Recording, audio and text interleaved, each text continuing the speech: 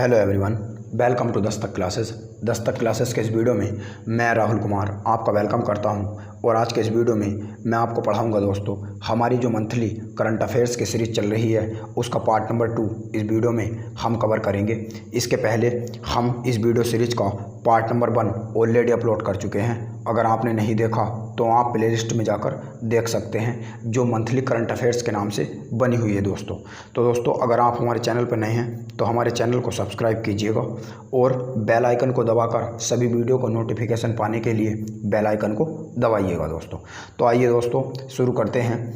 Question number 1, हाल ही में किस खाड़ी देश ने यूएई यानी कि यूनाइटेड अरब एमिरेट के बाद इजराइल के साथ अपने राजनीतिक संबंध स्थापित किए हैं? तो दोस्तों इसका नाम है बहरीन और बहरीन की राजधानी है दोस्तों मनामा।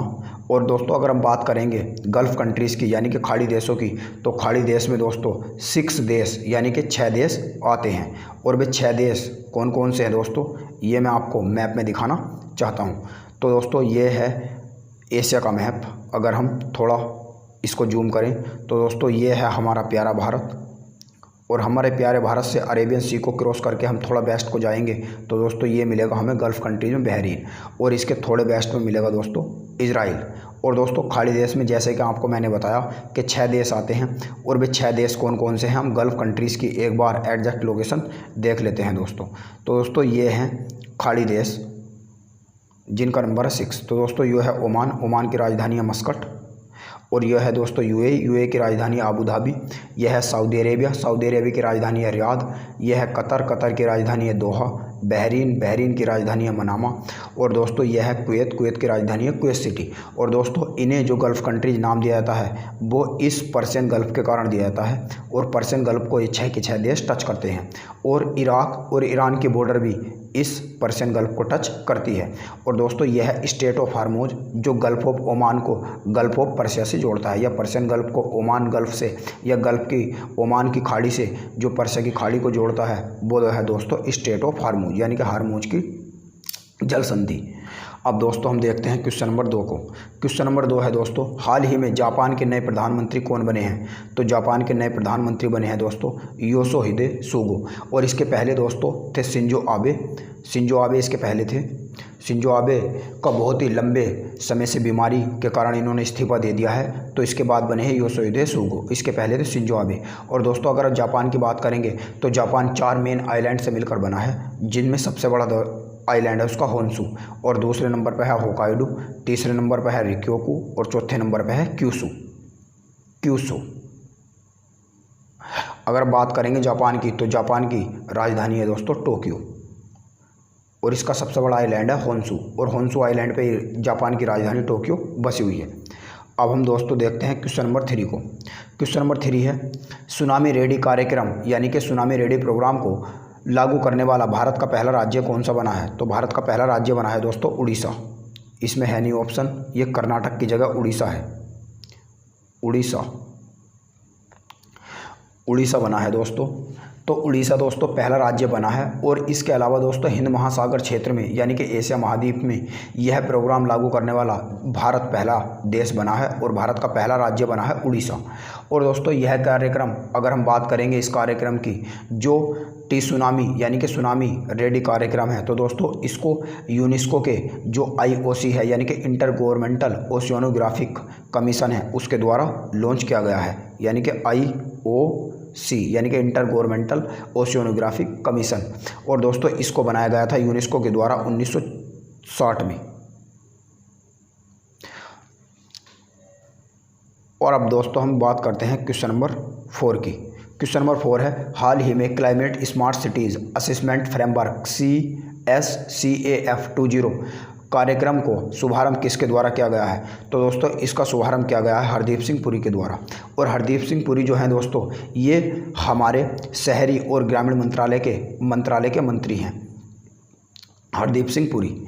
और दोस्तों इसका मेन उद्देश्य जो है वो जलवायु परिवर्तन से निपटने के लिए शहरों के लिए एक रोड मैप तैयार करना इस फ्रेमवर्क का मुख्य उद्देश्य है।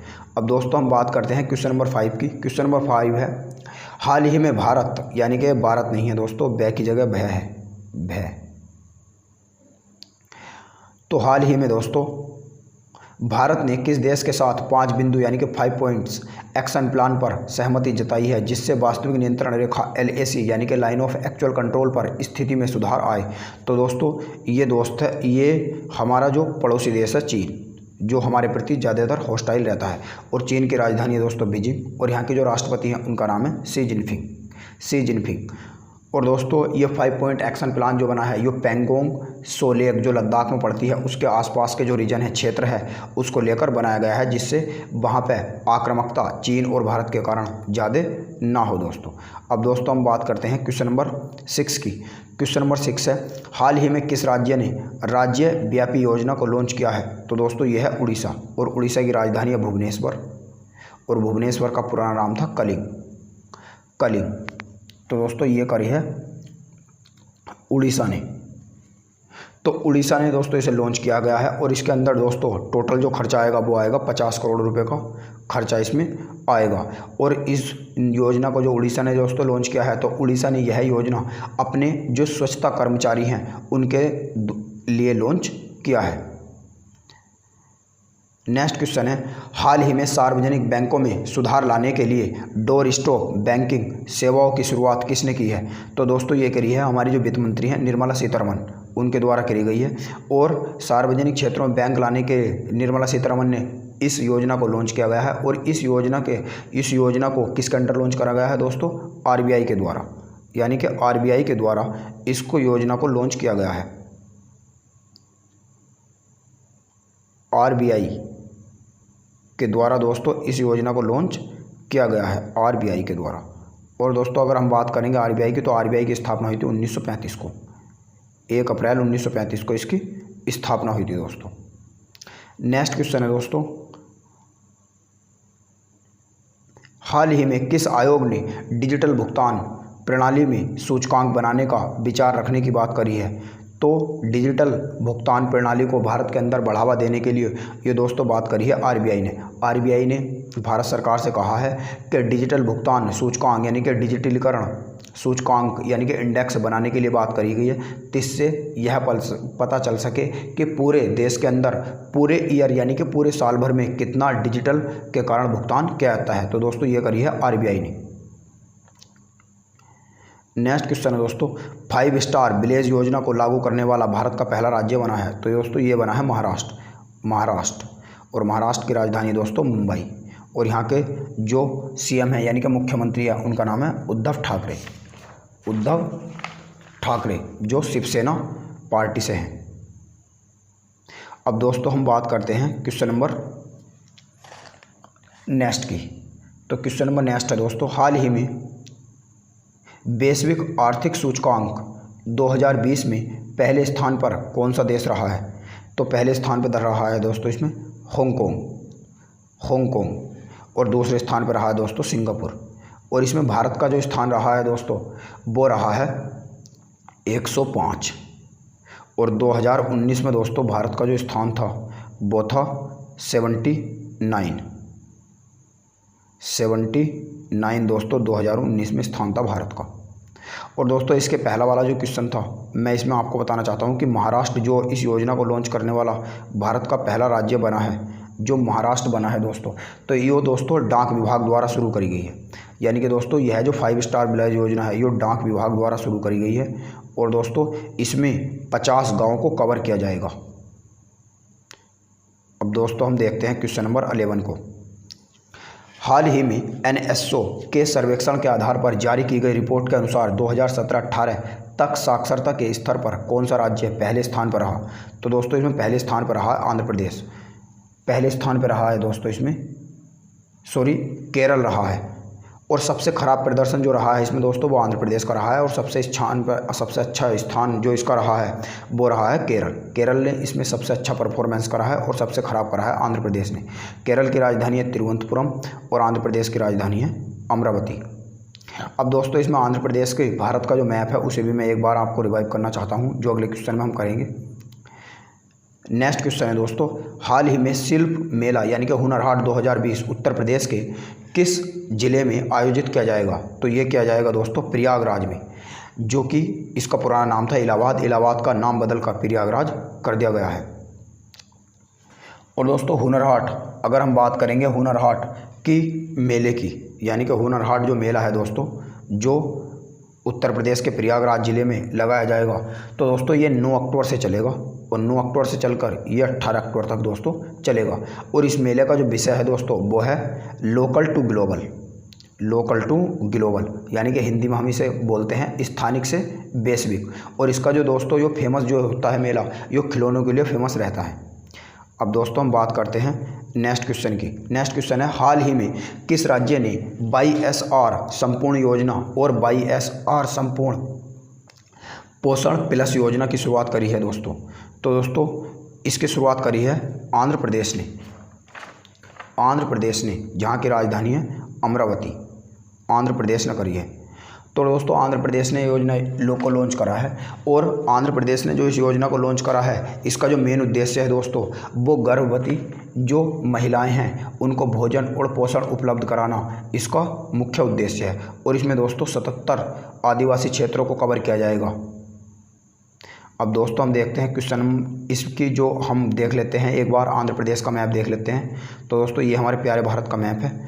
तो आंध्र प्रदेश की अगर बात करेंगे बॉर्डर की, तो दोस्तों इसका वेस्ट में ये कर्नाटक से लगती है और नॉर्थ में तेलंगाना, और इसके साउथ में पड़ता है तमिलनाडु, और दोस्तों इसके ईस्ट में पड़ता है जो कोस्टल कंट्री है बे ऑफ बंगाल, और इसके नॉर्थ ईस्ट में पड़ता है दोस्तों ये उड़ीसा। तो ये दोस्तों आंध्र प्रदेश की बॉर्डर है जो इन राज्यों से लगती है। अब दोस्तों हम देखते हैं नेक्स्ट क्वेश्चन को। नेक्स्ट क्वेश्चन है, हाल ही में international day of clean air for blue sky का पहला आयोजन कब किया गया है? तो दोस्तों इसका पहला आयोजन जो किया गया है यो किया गया है 7 सितंबर को। 7 सितंबर को इसका पहला आयोजन किया गया है दोस्तों। और 7 सितंबर को इसका पहला आयोजन की जो घोषणा की गई थी वो 19 दिसंबर 2019 में इसके आयोजन की घोषणा की गई थी। किसके द्वारा? यूनेस्को के द्वारा। यूनेस्को के द्वारा इसकी आयोजन की दोस्तों घोषणा की गई थी। और दोस्तों इसका जो मेन उद्देश्य है वो है पर्यावरण के बारे में जागरूकता फैलाना। अब दोस्तों नेक्स्ट क्वेश्चन देखते हैं। नेक्स्ट क्वेश्चन है, DRDO जिसकी फुल फॉर्म होती है डिफेंस रिसर्च डेवलपमेंट ऑर्गेनाइजेशन ने हाल ही में हाइपरसोनिक टेक्नोलॉजी डेमोन्स्ट्रेट व्हीकल यानी कि HTDV का सफलतापूर्वक परीक्षण दोस्तों कहाँ से किया है? तो ये क्या है दोस्तों उड़ीसा के तट से। उड़ीसा के तट से इसका जो लॉन्च है वो किया है DRDO ने। और दोस्तों DRDO के जो अध्यक्ष हैं उनका नाम है जी सतीश रेड्डी। जी सतीश रेड्डी, ये भी आप याद रख सकते हैं। और दोस्तों अब मैं आपको बताना चाहता हूं कि मिसाइल जो होती हैं वे दोस्तों बहुत ही प्रकार की होती हैं, जैसे ballistic missile, cruise missile, air to air missile, air to ground missile. तो उनमें ही दोस्तों हम बात करेंगे क्रूज मिसाइल की, यानी कि CRUSE क्रूज मिसाइल की। क्रूज मिसाइल की बात करेंगे दोस्तों, क्योंकि जो hyper sonic technology demonstrate vehicle है जो ये दोस्तों एक मिसाइल का नाम नहीं है, ये दोस्तों एक यंत्र है जिसके अंडर हम हाइपरसोनिक टेक्नोलॉजी को विकसित करेंगे। और दोस्तों हाइपरसोनिक टेक्नोलॉजी जो है ये इसकी सबसे बड़ी टेक्नोलॉजी होती है। और दोस्तों अगर हम बात करेंगे क्रूज मिसाइल की, तो क्रूज मिसाइल में भी टाइप होते हैं। तो क्रूज मिसाइल के दोस्तों 3 टाइप होते हैं, एक तो होता है सबसोनिक, एक होता है सुपरसोनिक और एक होता है दोस्तों हाइपरसोनिक। सुपरसोनिक और हाइपरसोनिक और सबसोनिक इनकी जो दोस्तों माक स्पीड होती है, यानी कि जो सबसोनिक मिसाइल होती हैं उनकी माक स्पीड होती है 0.8, और दोस्तों सुपरसोनिक की जो होती है वो होती है 2 से 3 माक स्पीड, और हाइपरसोनिक की जो होती है दोस्तों ये होती है 5 से 6। तो ये भी दोस्तों आप याद रख सकते हैं। अब दोस्तों हम देखते हैं नेक्स्ट क्वेश्चन। हाल ही में पहला वैश्विक सौर प्रौद्योगिकी सम्मेलन यानी कि वर्ल्ड सोलर टेक्नोलॉजी समिट किसके द्वारा आयोजित किया गया? तो दोस्तों ये आयोजित किया गया है इंटरनेशनल सोलर अलायंस के द्वारा, यानी कि अंतर्राष्ट्रीय सौर गठबंधन, जिसका हेडक्वार्टर है हरियाणा के एक शहर है दोस्तों जिसका नाम है गुरुग्राम। तो गुरुग्राम में है। और दोस्तों अंतर्राष्ट्रीय सौर गठबंधन एकमात्र ऐसा संगठन है जिसके हेडक्वार्टर भारत के अंदर है, और भारत के अंदर कहाँ है? हरियाणा के गुरुग्राम में है। तो दोस्तों अगर हम बात करेंगे इसके आयोजन की, तो इसे किसने द्वारा आयोजन किया गया है? तो इसे दोस्तों लॉन्च किया गया है ministry of new renewable energy, यानी कि नवीन और नवीकरणीय ऊर्जा मंत्रालय के द्वारा इसे लॉन्च करा गया है। और दोस्तों इसमें टोटल 149 देश भाग लेंगे दोस्तों। अब दोस्तों हम देखते हैं नेक्स्ट क्वेश्चन, क्वेश्चन नंबर 17। हाल ही में अंतर्राष्ट्रीय साक्षरता दिवस कब मनाया गया? तो अंतर्राष्ट्रीय साक्षरता दिवस जो मनाया गया है दोस्तों, ये मनाया गया है 8 सितंबर को, 8 सितंबर को। और इसे दोस्तों यूनेस्को के द्वारा मनाया जाता है। यूनेस्को के द्वारा 1966 से इसे मनाया जाना शुरू करा था। इसका पहला दिवस जो मनाया गया था वो 1966 में मनाया गया था। और दोस्तों 2020 के लिए जो इसका थीम है वो है कोविड-19 के संकट के दौरान किस तरह से पढ़ा और सीखा जाए, किस तरह से पढ़ा और सीखा जाए, 2020 के लिए इसका थीम है। अब दोस्तों हम बात करते हैं नेक्स्ट क्वेश्चन की, क्वेश्चन नंबर 18 की। हाल ही में अटल इनोवेशन मिशन के तहत विद्यार्थी उद्यमशीलता कार्यक्रम 2.0 को किसके द्वारा लॉन्च किया गया है? तो दोस्तों ये जो लॉन्च करा गया है, इसे लॉन्च किया गया है भारत सरकार के द्वारा। भारत सरकार के द्वारा दोस्तों इसे लॉन्च किया गया है। और दोस्तों इसका जो मेन उद्देश्य है वो है दोस्तों कि जो भारत के जो विद्यार्थी हैं, जो इस टाइम यानी कि जो स्कूल कॉलेज इस टाइम बंद पड़े हैं, तो ऑनलाइन शिक्षा को बढ़ावा देने के लिए विद्यार्थियों के लिए विद्यार्थी उद्यमशीलता कार्यक्रम 2.0 को लॉन्च किया गया है दोस्तों। नेक्स्ट दोस्तों क्वेश्चन नंबर देखते हैं 19। हाल ही में किस देश ने गौ हत्या पर प्रतिबंध लगा दिया है? तो यो है दोस्तों श्रीलंका, यानी कि दोस्तों यो है श्रीलंका। और श्रीलंका की राजधानी है दोस्तों महिला जबरदनीपुरी कोट्टे। इसकी 2 राजधानी है, एक है कोलंबो और एक है दोस्तों जबरदनीपुरी कोट्टे। जो कोलंबो है वो इसकी इकोनॉमिक कैपिटल है, यानी कि आर्थिक राजधानी है इसकी कोलंबो। और इसकी जो धार्मिक राजधानी है वो है दोस्तों जबरदनीपुरी कोट्टे। और दोस्तों यहाँ के यानी कि श्रीलंका के जो राष्ट्रपति हैं उनका नाम है दोस्तों महेंद्र राजापक्सा, महेंद्र राजापक्सा। और दोस्तों इनकी पार्टी का जो नाम है वो है SLPP, यानी कि श्रीलंका पेदुजाना पेरामुना। और दोस्तों श्रीलंका की टोटल आबादी है 2.17 सॉरी, यानी कि 2.17 करोड़ इसकी टोटल आबादी है। और यहाँ का जो मुख्य रिलीजन है वो है बुद्धिज़्म, यानी कि बुद्ध धर्म यहाँ का मुख्य धर्म है। अब दोस्तों हम देखते हैं क्वेश्चन नंबर 20 को। भारत के किस राज्य में 594 किलोमीटर गंगा एक्सप्रेस वे को बनाया जाएगा? तो दोस्तों ये बनाया जाएगा उत्तर प्रदेश की सरकार द्वारा, उत्तर प्रदेश की सरकार द्वारा। और उत्तर प्रदेश के जो दोस्तों मुख्यमंत्री हैं उनका नाम है आदित्यनाथ योगी। और यहाँ के जो राज्यपाल हैं उनका नाम है आनंदीबेन पटेल, आनंदीबेन पटेल यहाँ के राज्यपाल हैं दोस्तों।